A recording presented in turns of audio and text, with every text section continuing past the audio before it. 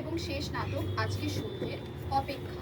আমরা সবাই একটি গল্প পড়েছিলাম শীর্ষেন্দু মুখোপাধ্যায়ের অপেক্ষা। সেখানে আমরা দেখেছিলাম যে অপেক্ষার অবসান হয়েছিল, কিন্তু আজকে কি আমাদের এই নাটকে অপেক্ষার অবসান হবে সেটাই দেখো। তাহলে আসুন নাটক আরম্ভ করা যাক।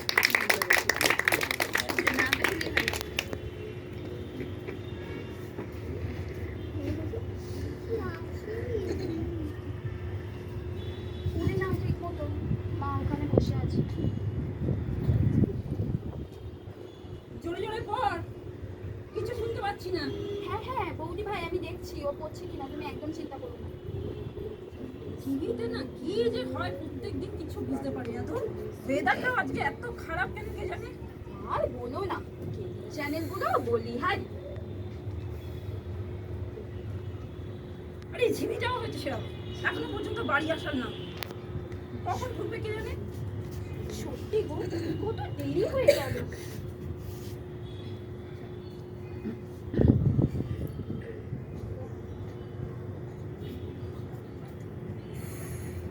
এখনো পর্যন্ত তোমার দাদাও এলো না, ঝিমিটাও এলো না।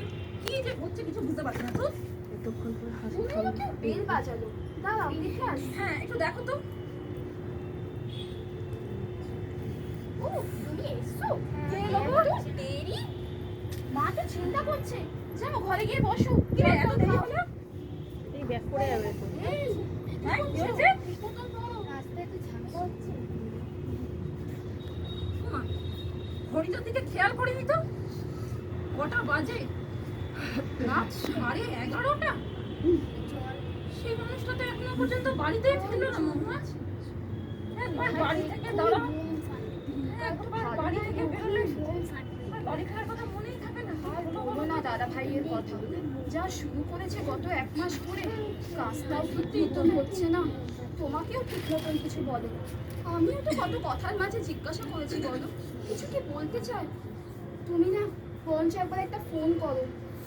দিনকাল ভালো না, খুব ঝামেলা হচ্ছিল দেখছিলাম। ঝামেলা হচ্ছে, রাত হয়ে গেছে, খেতে দেবে না বাবা? আরে দাঁড়া বাবা, তোর খাওয়ার কথা পরে। দেখছিস না 11:30 বাজে, একটা বাবা বাড়ি ফেরেনি। আহা, মনে একটা করবো বলছো? সেটা করো, যাও দেখো গিয়ে, আমি ওদেরকে দেখছি। আচ্ছা দাঁড়াও দেখি, ফোনটা আবার কোথায় রাখলাম। আমি ওখানে পরিষ্কার করতে গিয়ে টেবিলের ওপর দেখছিলাম। যাও দেখো তো ওখানে আছে কিনা। ফোনের তলায় নাকি চিঠি।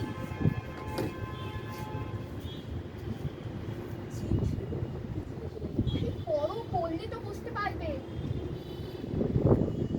আমি আর ফিরবো না। মানে?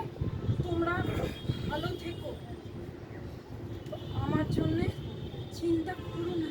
মানে এসবের মানে কি?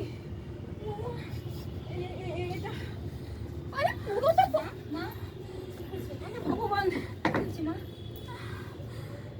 এখন আমি কি করে এই দুটো বাচ্চা বাচ্চা মেয়েকে নিয়ে কোথায় যাব?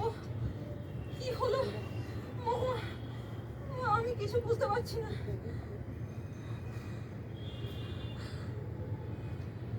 দেখলেন তো, চিঠিতে না হয় কি লেখা আছে সেটা না হয় আমরা নাই বললাম, কিন্তু আমাদেরও খেয়াল রাখতে হবে আমাদের নিজেদের পরিবারে, আমাদের নিজেদেরই লোকজনের সাথে না জানি কত কি ঘটে যায়, কিন্তু আমরা তাদের কাছে থাকা সত্ত্বেও কোনো রকম সাহায্যের হাত বাড়িয়ে দিতে পারি না। তাহলে আজকে সন্ধ্যে না হয় আমরা এটাই চেষ্টা করি যে আমাদের পরিবারের লোকজনের সাথে একটু মিলেমিশে থাকার।